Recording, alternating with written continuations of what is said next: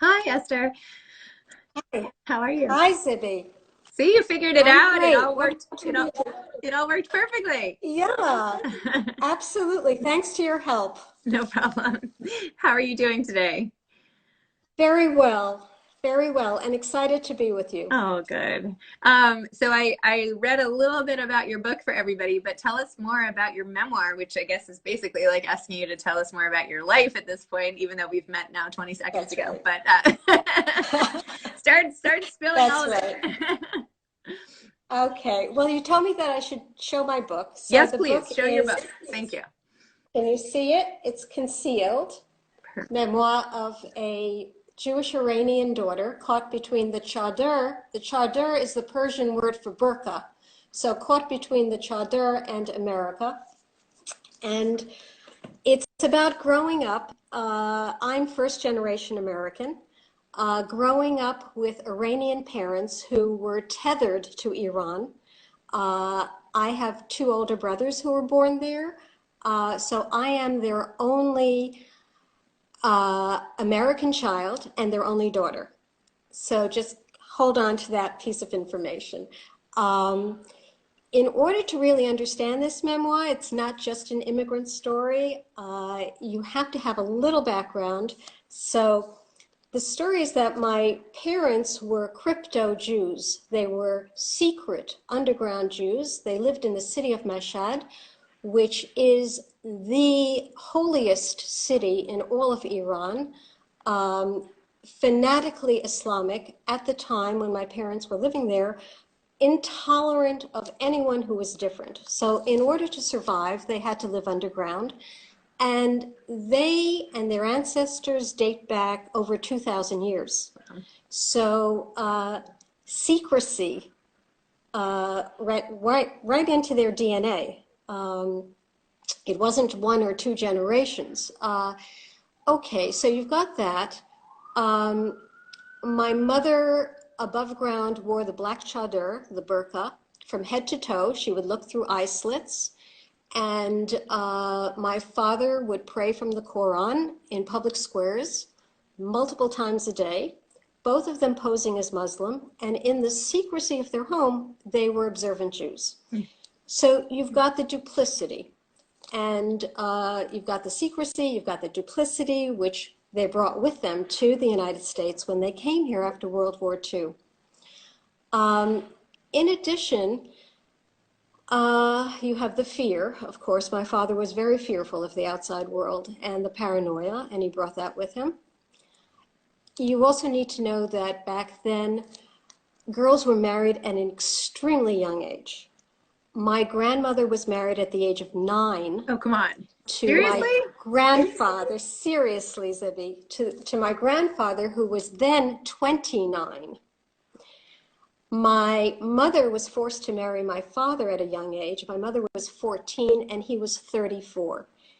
And this was all customary. This was part of the culture in the city of Mashhad. I have to keep highlighting it because those who came from Tehran had a whole different life experience. Mashhad, this is what happened there. Um, and so my father brought with him the expectation that I marry at an extremely young age. So bring that into it. There's a legacy of illiteracy. Women in my family, starting with my mother, going all the way back, were illiterate. They were not allowed to attend school. My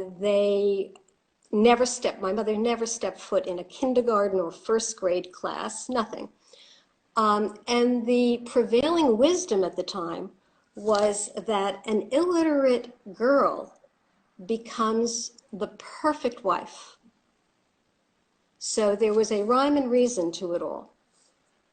Fast forward, they're in America. I'm born here. The law is that I attend public school. And this was very, very upsetting to my father. And his wish was to keep me as illiterate as possible. So you have these themes. You also have the fact that my parents were diametric opposites. My father was rather medieval in personality, very withdrawn, repressed, quick to get angry, and sanctified silence. He banned speech in the home and banned books because books represent speech. They have language, they have words, they have ideas.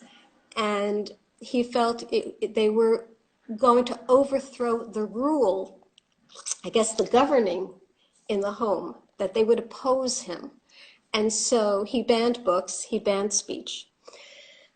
Okay, so we've got that going on. And my mother, even though she was 20 years younger and a child bride, she was wild. She was a rebel.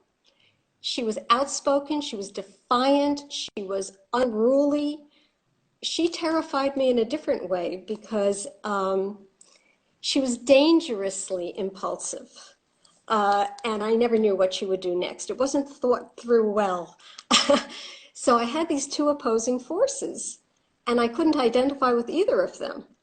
And as concealed as they were in Iran, I grew up feeling very concealed in New York City. I grew up in Queens, where I was concealing who I am, who I want to be, what my aspirations are, all of which opposed their dreams for me. And another conflict was to hold on to family. I mean, I did love my parents. As crazy as the whole scene was, I really did. I didn't want to lose them, and I didn't want to lose me either. You know, I wanted to hold on to me and find out, who am I? And who do I need to be? And how do I ever get there, given that there were so many obstacles, and it really meant losing them if I truly became me. So how do I navigate this journey?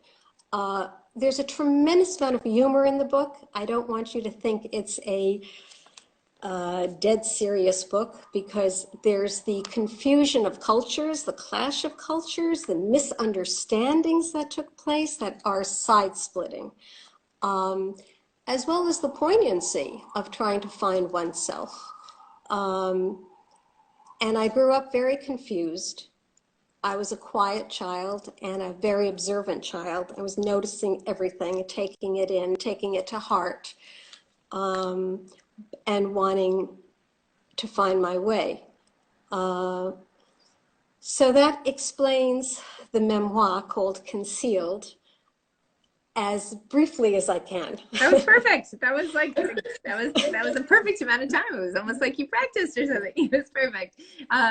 Well, to be honest, hearing about your parents, I have a renewed fascination with how that affects the child, and which obviously is you, and what that's going to do as you get older, which I know you'll track in the book, right? Like, how can any child cope with having parents that as unique as yours, especially that are married to each other. So what an interesting perspective to share. I'm so excited to be delving into that as well. I mean, really, really neat. And how great that you took the time to like draft it into an amazing book. So it's really exciting. All to say thank you for writing. Hard work, Zibby. It was hard work. Well, thank you. Anyway, well, I know this is so brief. You know, it took 5 years.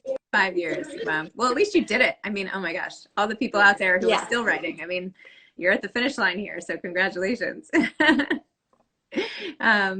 Well, thank you for coming on today. I'm sorry it's so brief, but it's really nice getting a chance to talk in person these days. All right.